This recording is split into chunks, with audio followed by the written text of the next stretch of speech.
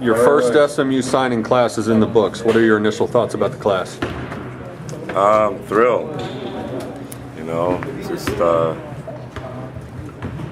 they give us a chance to, I think, compete on a national level, and that's what we had hoped for. It's more than I anticipated. We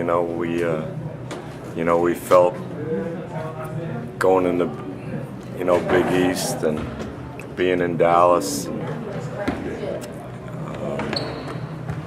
having a school like ours, we could, attract kids like this, but I never imagined it would happen this quickly. So we're very, very, very lucky and really very pleased. Were you going best player available, or were you thinking about roster management and trying to fill certain positions right off the bat? No, this is not the NBA. We want high character kids that can play. Doesn't matter what position. I don't know what position any of these kids play. And then when you consider the 3 transfers we have, we got a pretty special group, I think. It'll give us a chance, and I mean it. I think we can compete on a national level, and that's what we were hoping.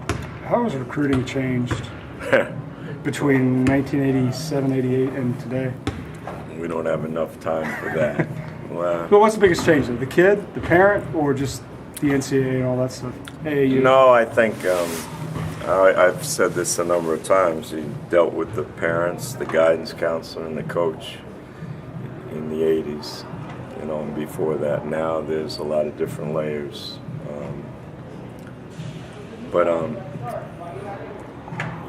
My feelings is that we have a great school, and we're in a great conference in a great city, so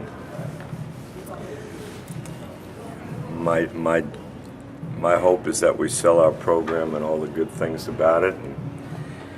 And I'm uncomfortable with kids worrying about saying no, and not enjoying the process. I think that's changed because, it seems like there's so much pressure on these kids to make the decision, so many people involved with their decision in a lot of cases. I'm not really comfortable with that, but at the end of the day, I had unbelievable experiences in a positive way since I got back, going into homes. And you need any help? No. You sure? I think I got it. Thank you. Did you find that anybody, because whether it's people like me or anybody else, will say, well, how long is he going to stay? Did any kid or any parent say, Coach, how do I know you're going to be Everybody. here for? Really? Every parent. Then how do you sell them that?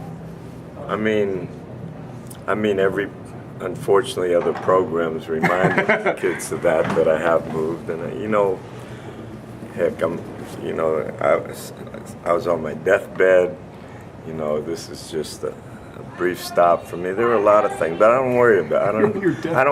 Did you hear that rumor? Oh, he's going to die soon? I had physically that I'm not healthy. There were a lot of, but there were so many good things about it that I just told the parent. I answered them as honestly as I could. I want to be here. At my age, why would I take this job if I didn't really want to be here and be part of this? So I answered it as honestly as I could. What'd you say?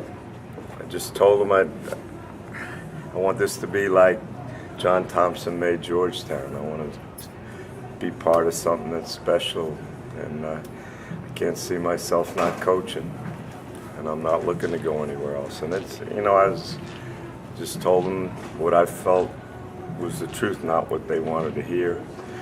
And at the end of the day, we're in the Big East. We have a great school. We have a great city. I got the best staff in America, in my mind. And kids should come for those reasons. When a recruit or his parents asked you how long are you going to do this, or said that another coach was questioning how long you would do this, did you make a promise to any of them, I will be at SMU for X number of years? You don't know. I've been, I've had some, I missed 17 or 18 games my second year in Detroit, and that was when the owner asked me, if I could guarantee him in year 3 I'd be there every game, and I said nobody can do that, and basically told me the window was too short for him. I said, well, I've never missed games before, so I don't think anybody health-wise can tell you that, but I plan on being here a long time. When they talk about coach and waiting, that was another thing a lot of people. Oh yeah, I heard that one. Yeah. Every coach that ever coached with me has been in waiting. If you look at all the guys that have worked with me, they all got head jobs. So I hope all my coaches are in waiting. But you know, I think we all want to make this special, and I'm confident we will. With the guys you signed today, Ben Moore, Sterling Brown, and Yanick, can you walk through each of those guys and give a little thumbnail sketch and what you and your staff liked about each one? Well, they're all great kids. They all come from winning programs. They're unbelievably long and athletic. They all have high IQs, and they can play a lot of positions. And I think their potential is unbelievable. Were you specifically looking for that versatility, guys who could play multiple spots on the floor for you? Yeah, I think God made point guards and centers. And all the rest you gotta kind of fill in. I want my guys to get guys with no necks, long arms, split high, can run and cover, and then play the right way, make their teammates better. And these kids, they do that. I'm shocked that we're even on the radar with any of these kids. So, who was the biggest surprise that you got to sign today out of those 3? All of them.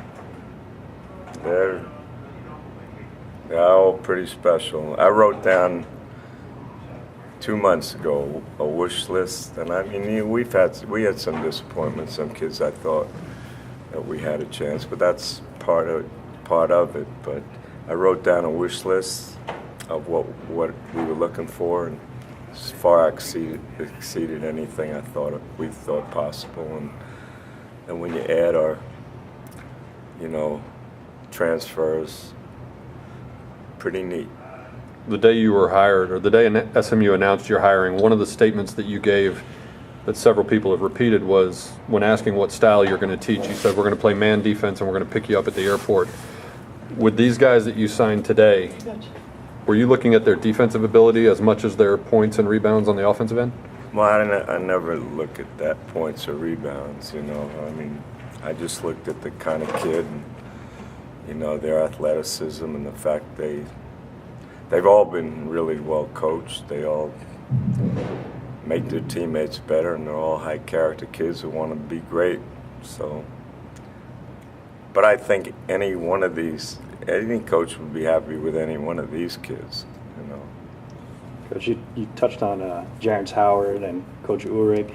What did they bring on the recruiting trail? So many coaches talked about them and their relationships from the past. So, what were their strengths on the recruiting trail, and why do so many kids like them? Well, they're loyal and they're hard workers. They're great coaches and great guys. Kids recognize that. I think it's all about relationships.